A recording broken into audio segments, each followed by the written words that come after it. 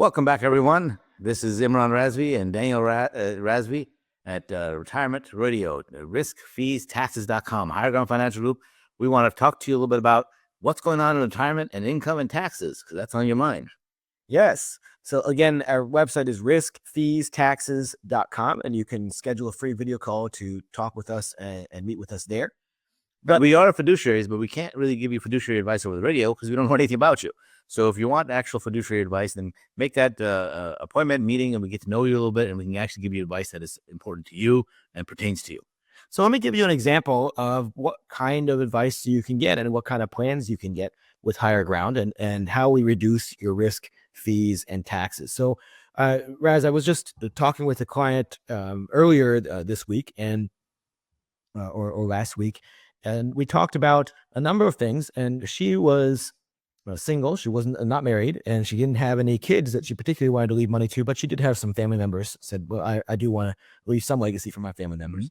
And she had worked hard all her life. She was at the height of her career now, making a bit over $100,000 a year, and was very pleased with having set aside, about $1.3 million for retirement. Most of it's in her 401k. And so all her life, she's been just stuffing money in that 401k, and she has this $1.3 million saved. And, she was doing some calculations, and she figures, look, I'm going to retire maybe in 5 years or so, because I'm hoping I'll get to maybe $1.5 million. And, at $1.5 million, I can get, let's say 4% of that. So that's like $60,000 a year. Mm-hmm. And that should be hopefully enough to cover my expenses. It's still going to be taxable because you deferred all the taxes. Exactly. But with Social Security, she's hoping to get a little more from Social Security. So then she'll end up with about $5,000 a month after taxes. That was her goal. And she's on track to be able to do that. She's been saving. She's been doing very well, but she's doesn't really want to be working another 5 years. She'd rather retire early, but she's not sure she can now with not as much money saved and not being able to take Social Security yet. So we talked through this, and we said, look, with the amount you saved, you can actually set aside maybe 2/3 of it. Maybe set aside $1 million to just fund your retirement income. And then the other $300,000 or $350,000 that you have is going to be set aside for fund money. And you actually have the ability, because interest rates are so good right now, that you have the ability to provide an income stream that's going to be as much as what just, a smaller withdrawal on a larger amount of money would be in several years. So we were able to set up a plan that gives her, she can take that $1 million and she can purchase a private pension. And the pension would provide about $70,000 a year for the rest of her life, even though she's only 60 years old. Again, it depends on where you are, exactly how much money you're talking about, and how old you are, and what day you're looking at these pension rates. So they're all going to change. But in her case, she was able to get, almost $70,000 a year. And that's, again, it's still before taxes. But she's only using 2/3 of her money to provide that. The other third of her money is still growing, is still going to be able to provide a legacy for her beneficiaries, or it'll give her extra budget for vacations and stuff. And her take-home pay at her current job, even though she's making over $100,000 currently, because of the Social Security tax and the 401k contributions and all of that, she's really only taking home about $5,000 a month. So this gives her more income retired than working, even if she retires now before Social Security. And it's because she's using that powerful tool, the pension. So that's something that a lot of people overlook, because, pensions went away. A lot of employers don't offer pensions. Right. But it is possible to buy a private pension, and sometimes that can be really, really useful. Yeah, there's another thing that you brought up that I want to make sure that we talk about. A lot of people focus on their gross income. I got to replace my gross income. Whether it's 100,000, 200, or 500,000, you're thinking that's what your income is, and that's what you're spending. You're not spending that, because out of that, you're putting a good portion into your TSP or 401k or 403b, wherever you're saving it.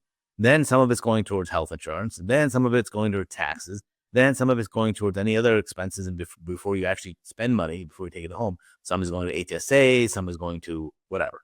So let's say it's a $200,000 income.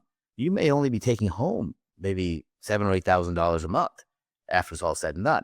That's only $100,000. So literally half the money is going towards other things that you're not spending on your family. So when you retire, you may not need $200,000. You just need what you're spending. You want to maintain that same lifestyle. And quite often, if all of your money is in a 401k, and then you're going to have significantly more than $100,000 coming out in order to maintain that $100,000 income because it's taxable. So that was the step 2 with this same client we were talking about. Is we were able to help her take that excess income that we're providing her and use that to pay taxes to make her future income tax free. So she has more income now than what she's spending, and she's able to take some of the excess and convert her 401k or IRA to Roth. That's a key point, because once you've converted to Roth, then that stops the cascading tax effect. Because if all that money is Roth and you take money out of Roth, you don't pay taxes, it doesn't count towards your income. And so it doesn't increase your taxes on your Social Security. It does not increase your tax on the capital gains, short-term capital gains or long-term capital gains. There's a lot of different things that it avoids if that income. So, for example, we had a client that we had helped over several years move all of their IRAs to Roth. And they paid taxes. Yes, they did. They paid a bunch of taxes, weren't happy about it, but there was no way to get around it. But they're done. Now, at I think 67 years old, they're getting about $50,000 in Social Security between the two of them. And they're taking about $50,000 or $60,000 out of their stock fund and not paying any capital gains tax. Why? Because they're still taking out $100,000 out of their Roth IRA and not paying any taxes, and it doesn't go against their income. So the Social Security is tax-free, and no capital gains, zero capital gains, because if they're under the limit, there's no capital gains tax. So what you're saying is this client is having a $200,000 income in retirement and paying no tax. Absolutely. So if structured properly, and think about it, if they did not have this turn into a Roth, then that $100,000 from the IRA would be taxable. So they'd only get $60,000 or so. And the Social Security would now be taxable. So they'd end up paying a lot of money in taxes there. And the capital gains would now be taxable. So they pay 15% there. So they saved all of that money by thinking ahead of time and converting their IRA to Roth before. So yes, it was painful. Yes, it hurt. Yes, they had to come up with the money. We had strategies to do that. But Danielle, as you were the tax attorney on the case, you were able to help them optimize their conversion over the, I think, 5 or 6 years until it was all done. Once it's all done, they were looking sweet. And that's the advantage of working with a firm that has tax attorneys as well as the retirement income specialists that are talking to you. So you're not just dealing with an advisor that may say some things about taxes, but may not be qualified to actually give you tax advice and legal advice. So when you work with Higher Ground, you meet with both of us. You have both me and Raz, or you have one of our other tax attorneys, or one of our other professionals that can give you the retirement income plan, and that is going to minimize not just your risk and give you a good income plan, but it'll minimize your taxes for the long term as well. So go to our website, riskfeestaxes.com, and again, that's riskfeestaxes.com. Get your free consultation with our firm, and we will be happy to set you up with one of our tax attorneys to give you specific legal and tax advice to minimize over the long term what you're going to be paid. Now, Raz, a lot of times when we develop these income plans and we're also talking about taxes, I mean, what's the priority? Should you get everything converted to tax-free first before you even figuring out your income plan, or is it more important to get your income plan first? Well, all of it's important, but the thing, the step-by-step plan is really figure out, can you generate enough income after taxes, right? Because it's spendable income. That's what you want, spendable income. So first you got to figure out how much money do you have, how much can it generate, and if you divide it up with the either the pension or the volatility buffer and figure out how much income can you get, that's the first step. But then how can you make it tax-free?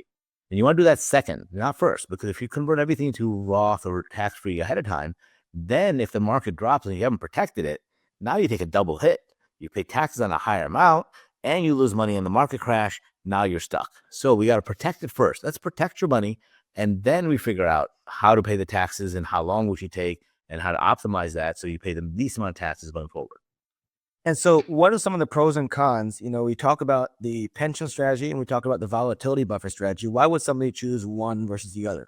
What's better about the volatility buffer? It depends on the legacy, right? If you have children you want to leave money to, or nieces, nephews, or anybody, then working without a pension may be better. However, if you have depending on yourself and you really need to make sure you have that income and you're worried about inflation and income going forward, then a pension may be better for you.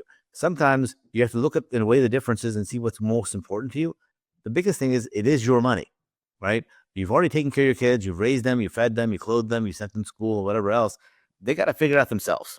So if you leave the money or not, that should be secondary to your comfort level for the rest of your life. And this depends on the client, because some clients would rather go without in order to give their kids the best legacy possible. Maybe you did not have as much of inheritance as you were hoping for, and you want to do better for your kids. So every client's a little different in what they want to do.